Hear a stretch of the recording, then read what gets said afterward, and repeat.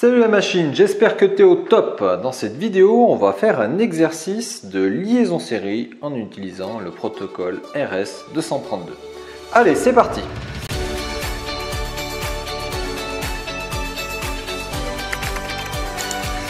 Dans l'exercice, on va essayer d'envoyer sur ce chronogramme qui représente les états logiques 0 et 1 qu'il va y avoir sur ma trame série, le caractère A.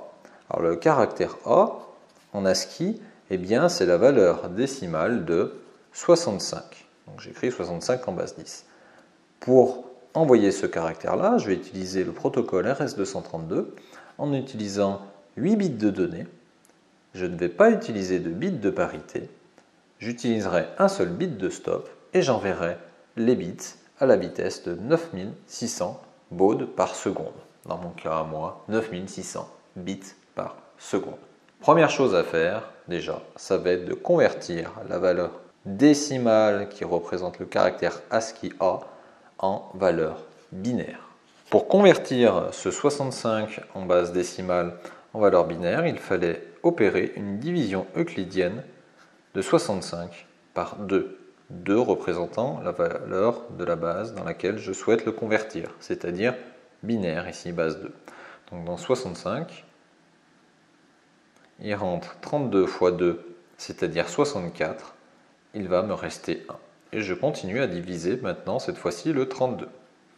Dans le 32, il va rentrer 16 fois 2, c'est-à-dire 32, il va me rester 0. Et je continue tant que j'ai des restes. 16 divisé par 2, ça me fait 8, il me reste 0. 8 divisé par 2, ça me fait 4, il me reste 0. 4 divisé par 2, ça me fait 2, il me reste 0.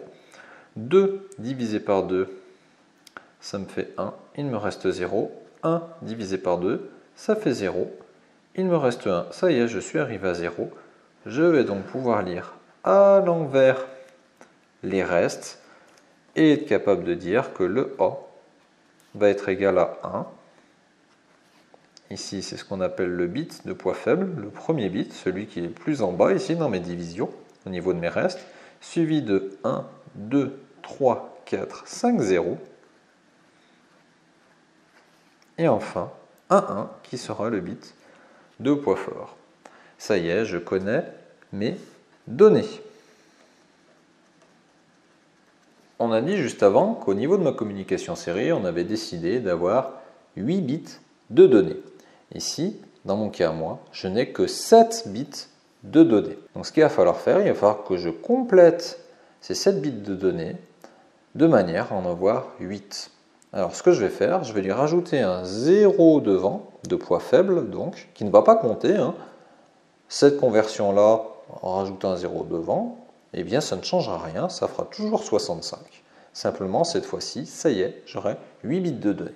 Ensuite, ce que je vais faire, je vais écrire ces données-là à l'envers. Parce que dans la liaison série, au niveau de la norme RS-232, le premier bit de données qui est envoyé, c'est celui le plus à droite ici, celui qui est de poids faible. Donc je réécris ça à l'envers. 1, mes 5 0, ça ne change pas grand-chose.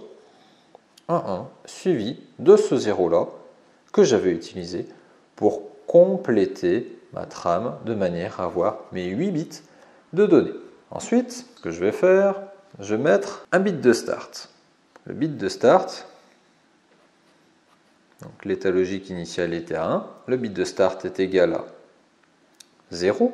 Ensuite, je vais me rajouter après ce bit de start ici les bits de données, donc ça c'est le start.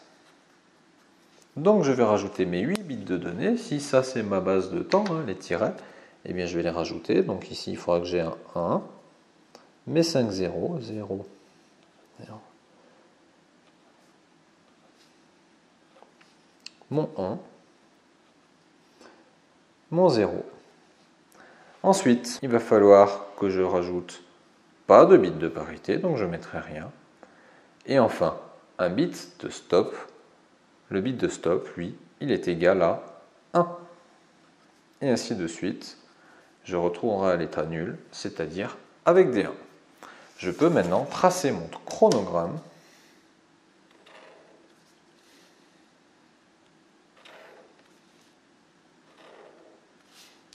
en mettant en bas les états logiques à 0 et en haut les états logiques égal à 1. Voilà le chronogramme entièrement complété. Alors, j'ai mes 8 bits de données que je retrouve ici, et je vois donc 10 bits en tout pour envoyer mes 8 bits de données actifs. Effectivement, à ces 8 bits, je lui rajoute un bit de start ainsi qu'un bit de stop ici. C'est le meilleur ratio que je peux avoir. C'est-à-dire pour un maximum de bits de données, envoyer un minimum de bits qui vont venir encapsuler mes données. De toute manière, j'ai au moins un bit de start, un bit de stop, ça c'est obligatoire. J'ai choisi de ne pas utiliser de bit de parité, c'est-à-dire que je prends le risque d'avoir des erreurs ici au niveau de la lecture de mes données. De la même manière, j'ai choisi de ne prendre qu'un seul bit de stop et pas plusieurs bits de stop. Et ça, c'est un risque parce qu'en utilisant plusieurs bits de stop, je vais être certain que si j'envoie plusieurs caractères les uns à la suite des autres, ils seront bien séparés les uns des autres. Et au niveau de la lecture, je n'aurai pas des aléas qui vont apparaître et qui vont faire que je risque de mélanger un petit peu les deux caractères dans la lecture.